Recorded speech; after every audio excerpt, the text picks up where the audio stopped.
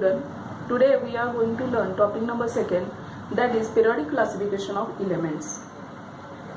In this topic we are going to learn how elements are classified in a periodic table.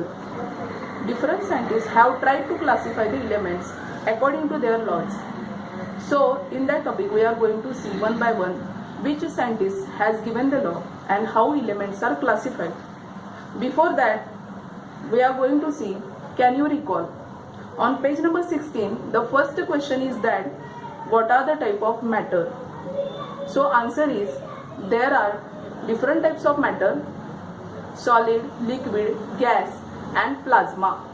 I have written the answer on the blackboard: solid, liquid, gas and plasma.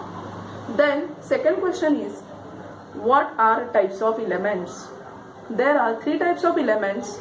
You know that: metal, non-metal and metalloids. Then question number 3 is, what are smallest particles of matter called? You know that the smallest individual particle called as a atom.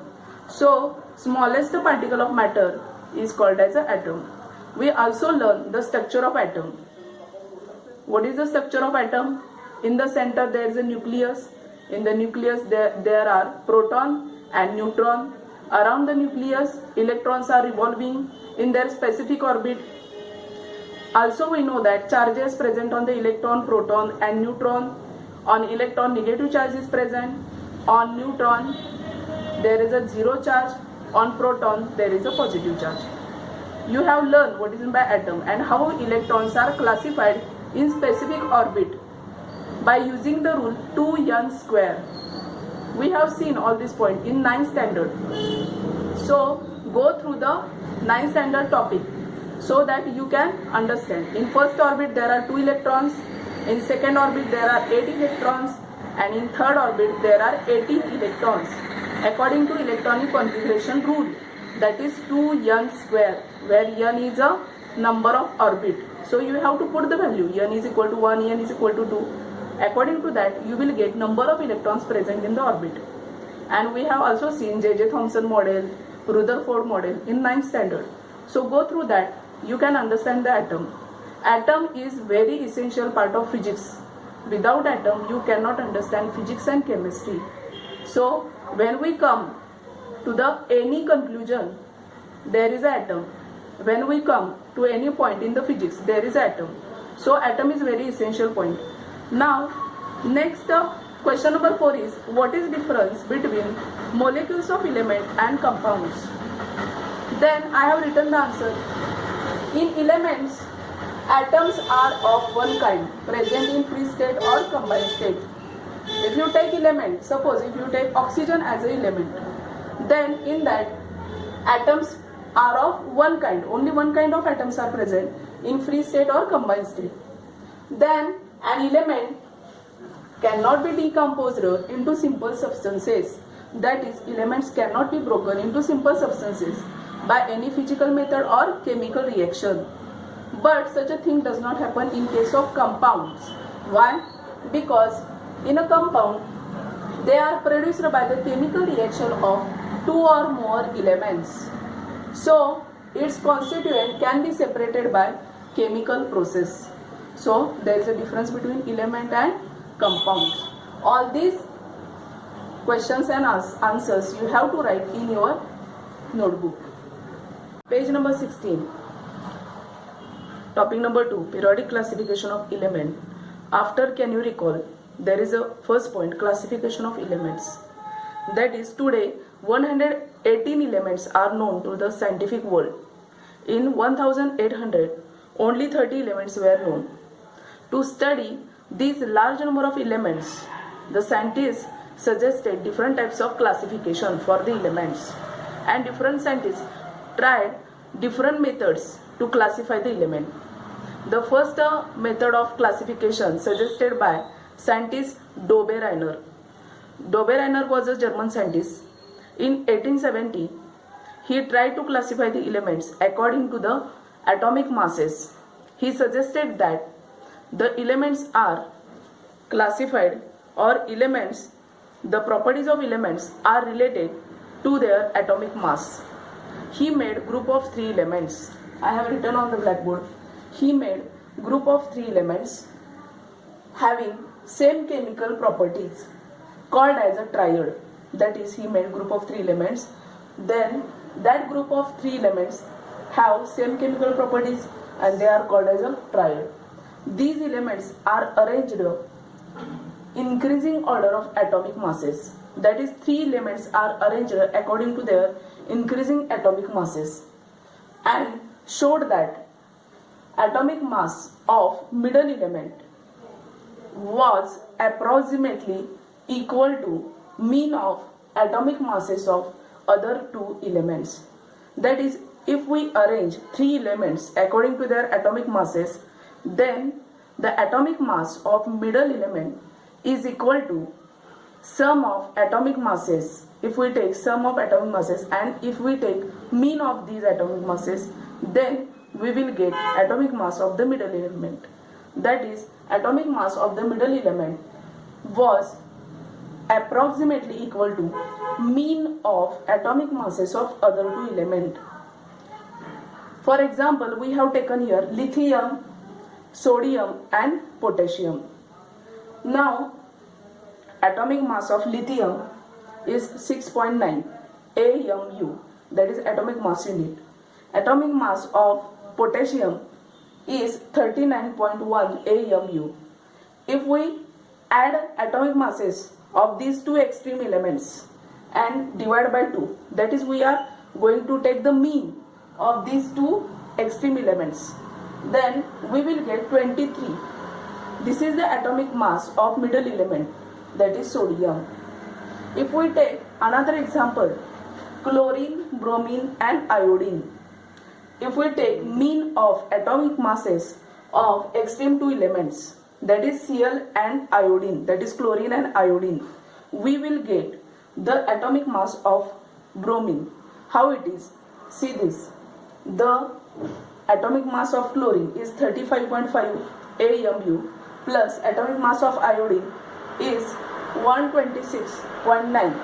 If we add these 2 atomic masses and divide by 2, that is, we are going to take mean, then we will get atomic mass of middle element, that is 81.2 is the atomic mass of a bromine. So, while writing Dobereiner triad in your exam, it is necessary to write the examples. Either you can write this example or this example. Another example is also given in your textbook. What is that another example? Calcium, cerium and barium. This example is also given. If you write these 2 examples, then also it will be right. So always remember Dobereiner, he tried to classify elements according to their atomic masses. Always remember, atomic masses means what? The sum of masses of proton and neutron, called as atomic mass. It is represented by, or it is measured by the unit AMU. We have seen that terms in our 9th standard. Remember Dobereiner, he has classified the element according to their atomic masses. He made the arrangement of 3 elements in increasing order of atomic mass, and in such a way that we will get, if we add the atomic masses of 2 extreme elements and if we take the mean, then we will get the atomic mass of the middle element.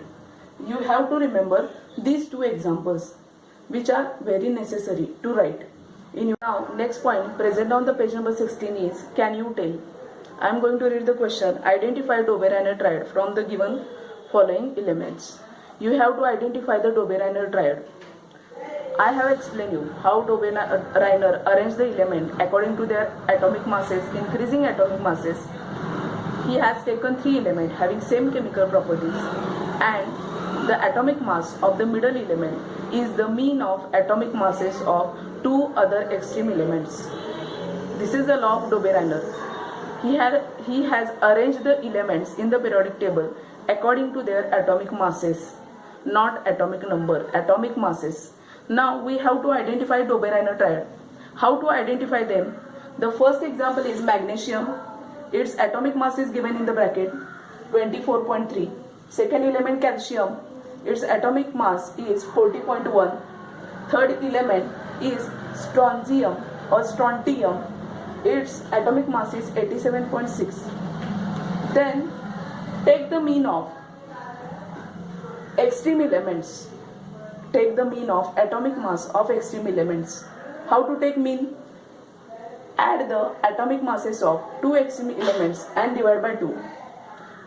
That is, I have calculated here mean 24.3 plus 87.6 divided by 2. Finally, we will get 55.95.